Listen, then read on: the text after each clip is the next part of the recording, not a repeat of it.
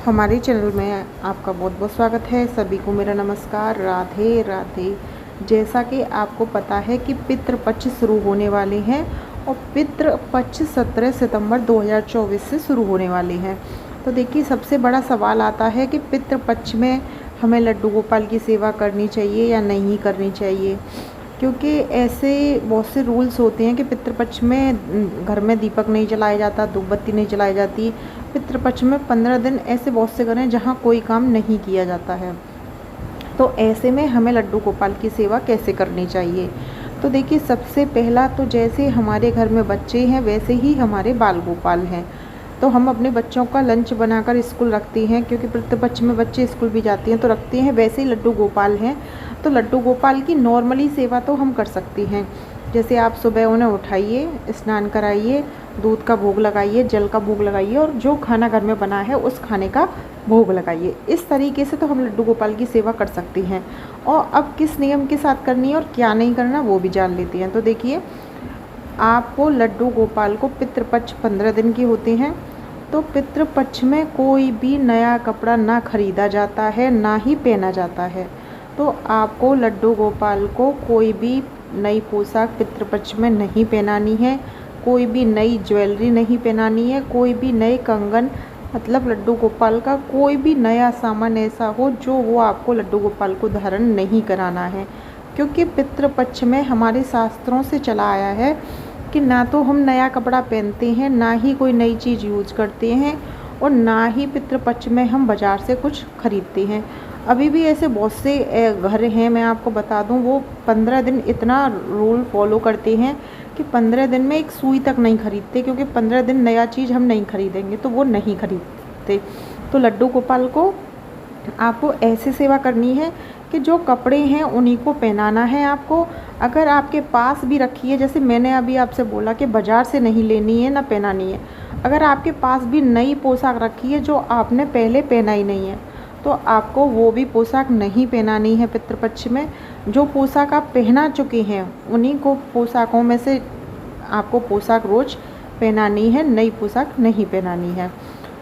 एक तो इस तरीके से। दूसरा, लड्डू गोपाल का आप ऐसे नॉर्मली सेवा कर सकती हैं जो अभी मैंने बताया कि स्नान कराना, भोग लगाना और जल सेवा, मतलब जो भी सेवा होती है नॉर्मली घर में वो कर सकती हैं आप। 15 दिन में पितृपक्ष जो चलती हैं उसमें लड्डू गोपाल का कोई उत्सव नहीं कर सकते, और ना ही आप लड्डू गोपाल का कुछ करना चाह रहे हैं। जैसे कोई भी ऐसा होता है कि लड्डू गोपाल का बर्थडे मनाते हैं, उत्सव मनाते हैं, बहुत सारी चीज़ें, तो पितृपक्ष में अगर ऐसा होता है तो पितृपक्ष में कोई भी, देखिए लड्डू गोपाल तो हमारे लिए ठाकुर हैं, हमारा घर चलाते हैं, हमारे भगवान हैं।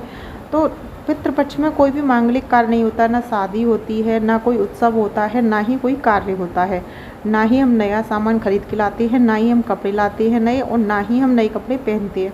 तो इस तरीके से ही लड्डू गोपाल का कोई भी काम, हमें कोई उत्सव या कुछ भी हम करने की सोच रहे हैं तो आप ये याद रखें कि श्राद्धों में पितृपक्ष जब हमारे शुरू हो जाते हैं और तब तक चलते हैं, ख़त्म होते हैं, तब तक हमें लड्डू गोपाल का कोई भी कार्य नहीं करना है।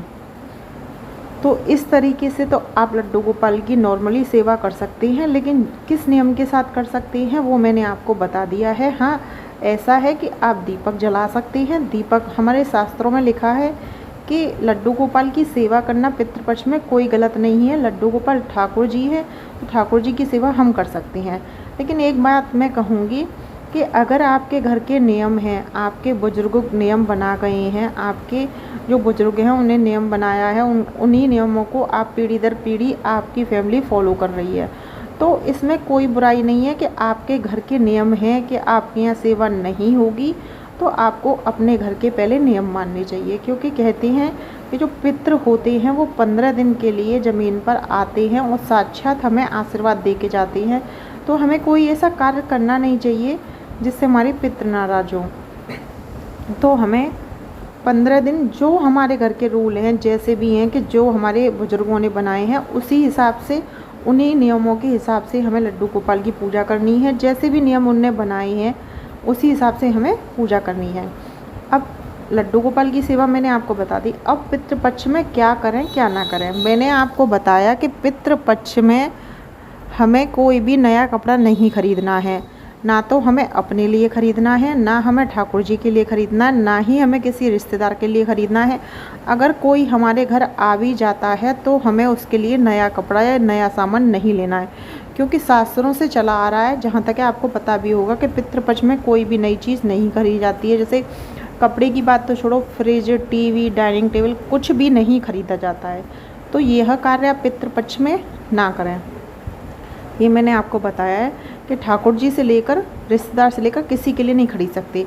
और क्या कर सकते हैं, देखिए, हम नए कपड़े खरीदेंगे तो अपने पितरों के लिए, जैसे आपने अपने बाबा के नाम के पितृ घर पर जमाई श्राद्ध करते हैं, तो आप अपने बाबा को कपड़ा देना चाहते हैं, तो हम अपने पितरों के लिए कपड़े खरीद सकते हैं, क्योंकि ये 15 दिन जो होते हैं वो पितरों को समर्पित होते हैं। तो हम अपने पितरों के लिए तो सामान खरीद सकते हैं, हम उनको कुछ भी देना चाहते हैं वो सामान हम खरीद सकते हैं, क्योंकि वो हम पितरों को समर्पित कर रहे हैं, क्योंकि 15 दिन पितरों के होते हैं। तो आप पितरों के लिए कुछ सामान जो लेना चाहते हैं वो सामान ले सकते हैं, उसमें कोई दिक्कत नहीं है। हम अपने लिए नहीं कर सकते, लेकिन पितरों के लिए कर सकते हैं, यह हम कर सकते हैं। और इसके बाद देखिए, मैं आपको बता दूं, श्राद्ध लग रहे हैं पितृ, जब से आपको डेली सुबह जब आप खाना बनाएं कौवे को ज़रूर खिलाना है।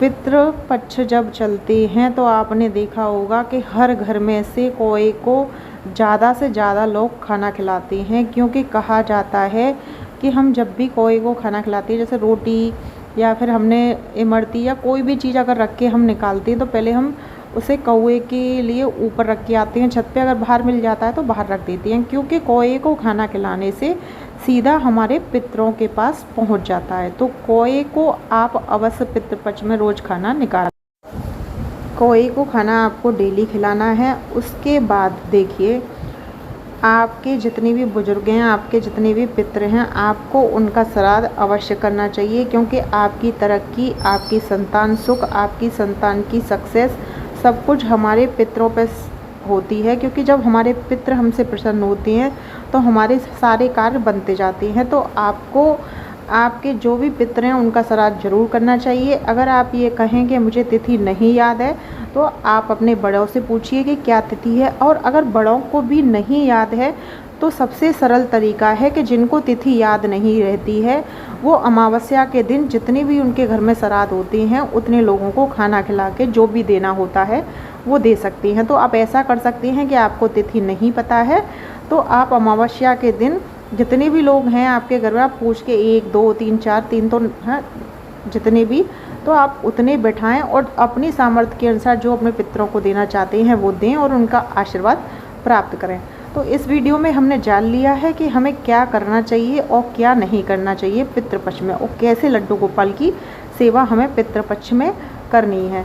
तो इस तरीके से मैंने आपको पूरी जानकारी दे दी है। आपको मेरी वीडियो कैसी लगी कमेंट बॉक्स में ज़रूर बताएं। अगर वीडियो थोड़ी सी भी हेल्पफुल रही हो तो मेरे चैनल को सब्सक्राइब करें और वीडियो को लाइक शेयर अवश्य करें। सभी को मेरा नमस्कार। राधे राधे।